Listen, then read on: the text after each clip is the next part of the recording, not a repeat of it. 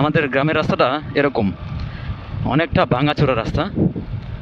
এটা আমাদের গ্রামের রাস্তা, অনেকটা ভাঙাচোরা রাস্তা, পুরনো হয়ে গেছে এবং মেরামত করার সময় হয়ে গেছে, কিন্তু এখন অনেক দিন ধরে আর মেরামত করা হচ্ছে না।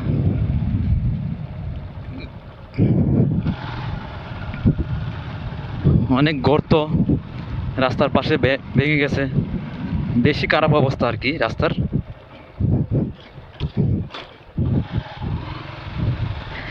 তারপর ওইভাবেই চলছে।